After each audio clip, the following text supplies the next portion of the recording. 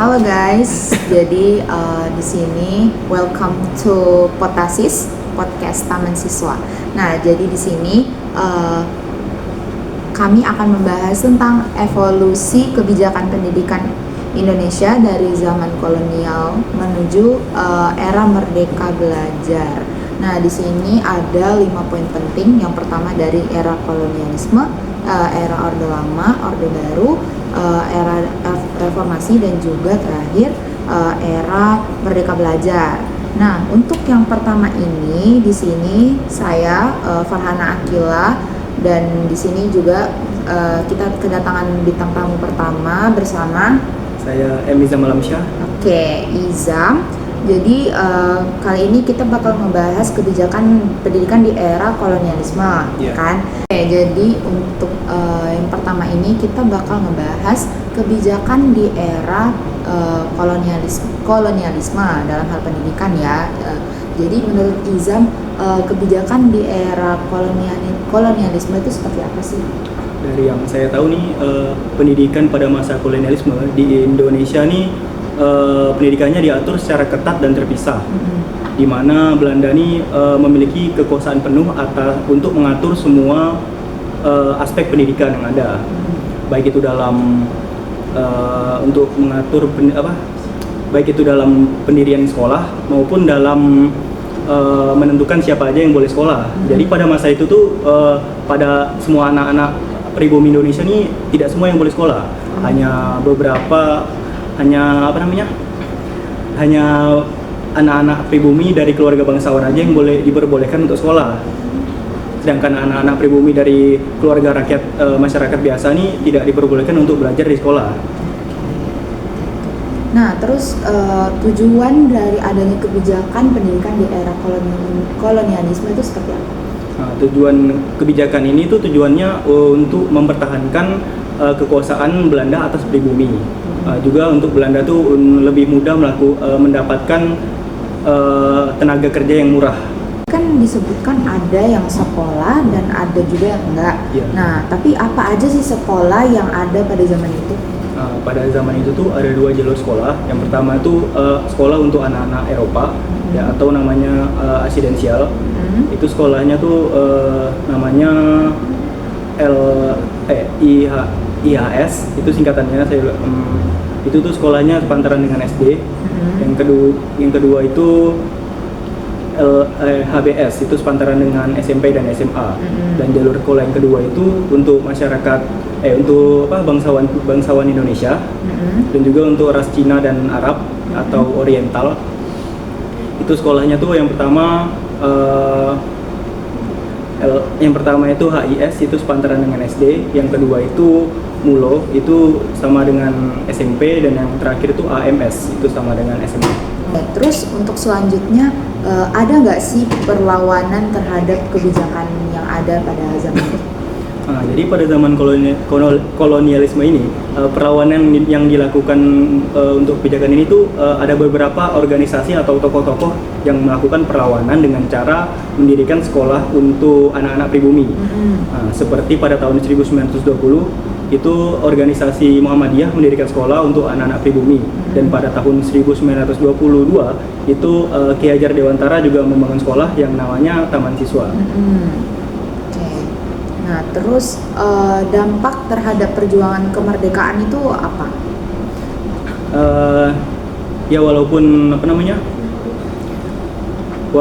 pendidikan pada masa itu sulit dan juga ketat, namun kan masih bisa melahirkan tokoh-tokoh penting dan pemimpin perjuangan kemerdekaan.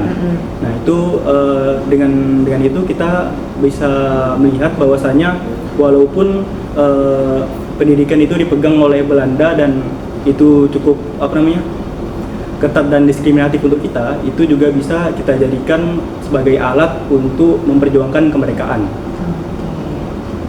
Baik, berarti banyak ya yang bisa dijelaskan dalam kebijakan pendidikan di era kolonialisme ini. Nah, jadi mungkin itu saja yang bisa disampaikan pada hari ini. Untuk Izam, terima kasih, dan kita akan lanjutkan ke bintang tamu yang selanjutnya. Dadah. Oke. Oke, jadi untuk kali ini kita akan membahas tentang kebijakan pendidikan di Orde Lama dan Orde Baru. Nah, sebelumnya kan tadi udah dijelasin di bagian era kolonialisme. Nah, kali ini kita akan membahas di bagian Orde Lama dulu. Kali ini saya tidak sendiri. Nah, kembali lagi dengan bintang tamu yang kedua. Kali ini saya bersama dengan Habibah. Nah, untuk kebijakan pendidikan pada era ini kan masih di dalam masanya Pak Soekarno ya, di era-era setelah merdeka gitu.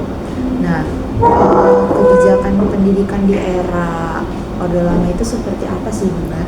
Oke, jadi pada masa Orde Lama itu Indonesia baru menghirup udara kemerdekaan ya. Nah, jadi fokus utama sama tujuan dari pemerintah itu berfokus ke pendidikan kan.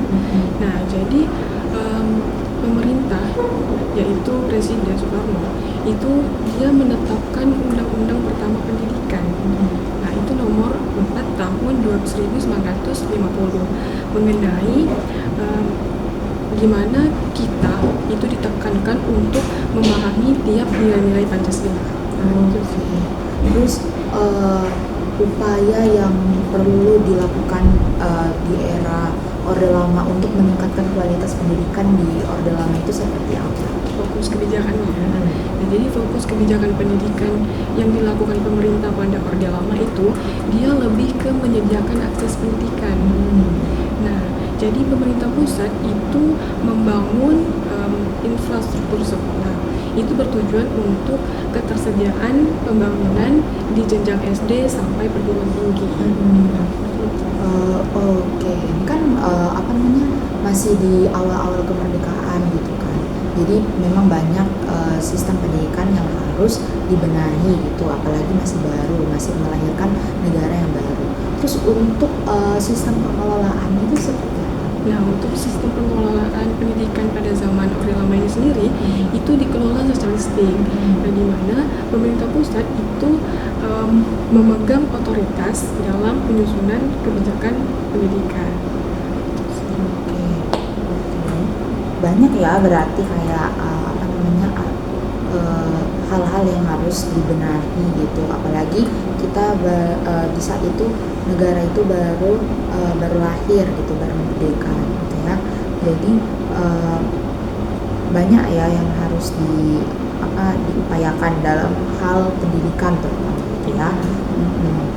Oke, mungkin itu aja ya Biba gitu yang bisa kita bahas dari kebijakan pendidikan di era Orde Lama ini.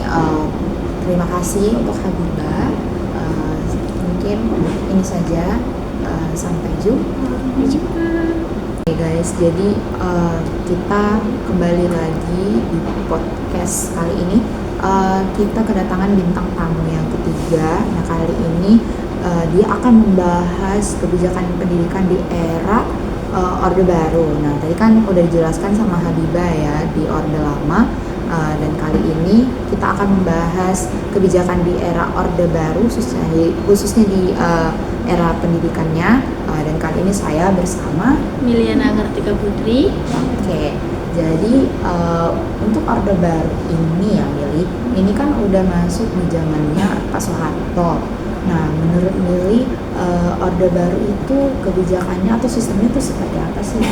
Nah, untuk Orde Baru sendiri itu menekankan pada tumbuh dan perkembangan ekonomi. Nah, pada masa Presiden Soeharto ini itu menempatkan personil militer itu biasa disebut dengan dwifungsi ABRI. Nah, dwifungsi ABRI ini menjalankan strategi, dan strategi itu berhasil di bidang pendidikan. Oke, gitu. Untuk yang berikutnya nih, gimana sih pengelolaan dalam kebijakan pendidikan di era Orde Baru ini?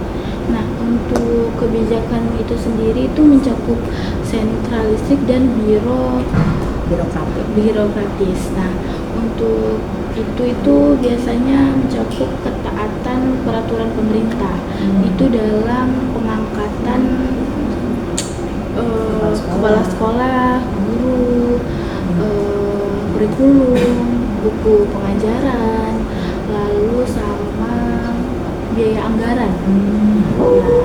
itu terjadi pada tahun 1973, itu mengenai cakupan ekonominya itu sekitar 8%.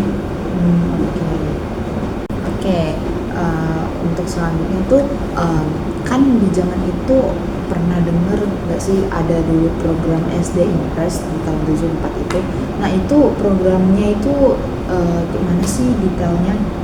Untuk detail SD Impers ya. Untuk SD Impers itu sendiri dari tahun 1974 sampai 1978 itu dia mengalami kenaikan dari 35% menjadi 95%. Itu mengalami kenaikannya 25 tahun dari tahun 1969. Begitu. Nah, untuk sekolah menengah pertamanya itu mengalami kenaikan sekitar 58%, dan untuk sekolah menengah atasnya itu 35%. Nah, itu tidak dengan sekolahnya saja, tetapi juga merekrutmen sekitar, untuk guru ya, itu 2 juta guru dalam hal itu sendiri. Nah, guru-gurunya itu juga membutuhkan pelatihan untuk di sekolah SD Impers dan sekolah menengah pertama, sekolah menengah atas juga, seperti itu. Untuk yang terakhir ini gimana ya dalam pertumbuhan jumlah sekolah dan guru untuk menciptakan tantangan dan juga kualitas dalam pendidikan. Nah itu gimana itu maksudnya di dalam hal Orde Baru ini? Nah, untuk guru sendiri itu perlu ditingkatkan ya, karena latar belakangnya. Nah, itu pada saat pembelajaran antara di kota dan di desa itu tidak merata, begitu. Berarti banyak ya memang harus dibenahi dari Orde Baru ini dan juga dari orde-orde sebelumnya. Nah, mungkin itu saja yang bisa dibahas ya dalam hal Orde Baru ini. Terima kasih Mili, dan kita akan melanjutkan di era selanjutnya, membahas era selanjutnya. Terima kasih dan sampai jumpa. Oke, guys, untuk bintang tamu yang keempat di sini kami akan membahas tentang kebijakan pada era reformasi tahun 1998 sampai tahun 2019. Nah, di sini saya tidak sendiri, saya akan membahas hal ini bersama dengan teman saya. Saya Nurmalasari. Oke, baik. Tentang kebijakan pada era reformasi. Nah, era reformasi ini kan udah lama ya, dari zamannya Pak Soeharto nih. Menurut Mala itu era reformasi itu seperti apa sih? Mala kan nggak pernah mengalami zaman era reformasi karena di situ Mala juga belum lahir. Jadi Mala pernah mengetahui tentang era reformasi sendiri. Era reformasi sendiri itu pada masa itu masa penurunan presiden kita yang bernama Pak Soeharto. Nah, Pak Soeharto itu mengalami penurunan presiden karena beberapa alasan. Di situ dijelaskan, setahu Mala, di situ dijelaskan ada 2 alasan. Alasan pertama itu adalah alasan tentang krisisnya keuangan negara. Pada masa itu juga krisis keuangan negara. Keuangan negara itu tidak bisa memenuhi kebutuhan-kebutuhan yang ada pada negara itu sendiri. Nah, yang kedua itu mengalami politik. Di pada masa itu Pak Soeharto sendiri tidak bisa mengatasi politik-politik pada masa itu. Maka banyak beberapa pihak-pihak menginginkan bahwa Pak Soeharto tersebut itu mengalami penurunan. Nah, sesuai Mala pernah nonton cerita tentang sejarah yang berjudul G30 SPKI. Di situ kan diceritakan bahwa Partai Komunis Indonesia itu ingin menggantikan negara Republik Indonesia menjadi negara komunis. Nah, terus dengan cara Partai Komunis Indonesia tersebut itu dengan cara menculik dan membunuh TNI. Nah, di situ kan ada banyak TNI Angkatan Darat yang diculik oleh Partai Komunis Indonesia. seperti Jenderal Ahmad Yani. Terus ada Mayor Jenderal Raden Surapto, Mayor Jenderal Mas Tirtadano Haryono. Terus di situ nggak cuma jenderal dan mayor, di situ juga ada brigadir, jenderal Donald dan Isep Panjaitan. Tapi di situ juga ada TNI yang bisa menyelamatkan diri. Contohnya? Contohnya seperti Panglima Nasution. Namun karena beliau bisa menyelamatkan diri, Partai Komunis Indonesia tersebut salah menembak. Partai Komunis tersebut malah menembak putri beliau yang bernama Ade Irma Nasution. Itu yang saya ketahui tentang era reformasi tersebut. Terus untuk kali ini kan kita bakal membahas tentang kebijakan pendidikan lah khususnya pada era reformasi. Nah, selama dari tahun 98 sampai 2019 ini kira-kira untuk kebijakan pendidikan itu seperti apa? Untuk kebijakan pendidikan tersebut, pada masa inilah masa pertama kali pusat pendidikan itu mengutamakan pendidikan seperti dalam undang-undang yang dijelaskan tentang pendidikan yang bernama Sikdinas nomor 20 tahun 2003 itu dijelaskan bahwa 20% anggaran negara itu diberikan kepada pendidikan. Berarti di situ kan dijelaskan bahwa pada masa itu juga pihak pendidikan mengutamakan pendidikan tersebut. Nah, terus kenapa pusat pendidikan itu mengutamakan pendidikan tersebut? Karena dari pendidikan itulah kita melahirkan generasi-generasi yang kreatif, generasi-generasi yang cerdas, generasi-generasi yang mungkin bisa merubah masa depan negara tersebut, agar negara tersebut itu berkembang, agar negara tersebut maju, dan agar negara Indonesia ini bisa menjadi negara yang bisa bersaingin dengan negara-negara yang maju yang pada lainnya. Oh gitu.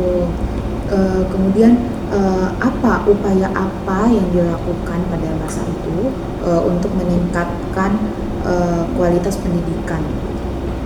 Pada masa itu yang saya ketahui ada 5 upaya. Pertama itu manajemen berbasis sekolah. Itu maksudnya apa? Maksudnya adalah manajemen itu memberikan sekolah otonomi untuk mengelola sumber daya pendidikan yang bermutu. Yang kedua kurikulum sekolah. Yang ketiga itu seperti ujian nasional. Yang keempat itu dana bantuan sekolah seperti dana BOS yang dicairkan per tahun. Terus yang keempat itu reformasi institut sekolah. Reformasi institut sekolah itu contohnya seperti dari pusat pendidikan itu mengadakan SNBP dan SNBT. Ya, dari SNBP, SNBT tersebut itu melahirkanlah generasi-generasi yang berprestasi. Diberikanlah beasiswa buat anak-anak yang memang patut untuk mereka bisa berkuliah. Dengan mereka kuliah itu, mereka bisa membuat mereka kreatif, bisa meningkatkan kecerdasan mereka. Dari situlah mereka mampu memajukan negara kita tersebut. Oke, berarti termasuk bagus ya kebijakan pada era ini. Sudah hampir 20 tahun ya kalau nggak salah ya. Berarti kita telah mengetahui kebijakan dari awalnya dulu reformasi itu seperti apa, terus dari upaya peningkatan kualitas pendidikan dan juga kebijakannya yang udah diatur tadi di UU Undang-Undang Sisdiknas ya. Oke, mungkin itu aja kali ya Malaya. Terima kasih udah menyampaikan argumennya. Oke guys, jadi kita udah sampai ke bintang tamu yang terakhir. Tadi kan udah dijelasin tentang masa reformasi, orde lama, orde baru, dan juga kolonialisme nih. Nah, untuk bintang tamu yang terakhir ini kita bakal membahas tentang kebijakan pendidikan di era sekarang, yaitu kurikulum Merdeka Belajar. Nah, di sini saya akan membahas tentang Merdeka Belajar bersama Ulfa Adelia. Oke, jadi selamat datang ya Ulfa. Ini yang terakhir, ini bintang tamu yang terakhir. Jadi kita bakal membahas tentang Merdeka Belajar nih. Nah, pertanyaannya adalah untuk Merdeka Belajar itu kenapa harus ada Merdeka Belajar di era sekarang ini? Nah, kan seperti yang telah kita lihat ya kan, di era sekarang tuh begitu banyak tantangan-tantangan dalam bidang pendidikan ya kan. Nah, salah satu tantangannya itu yaitu tantangan dalam mewujudkan sumber daya manusia yang berkualitas, yang memiliki keunggulan kompetitif. Nah, jadi belum lagi tantangan dalam bidang teknologi yang mengharuskan kita tuh bisa berpikir kritis, inovatif dan kreatif gitu kan.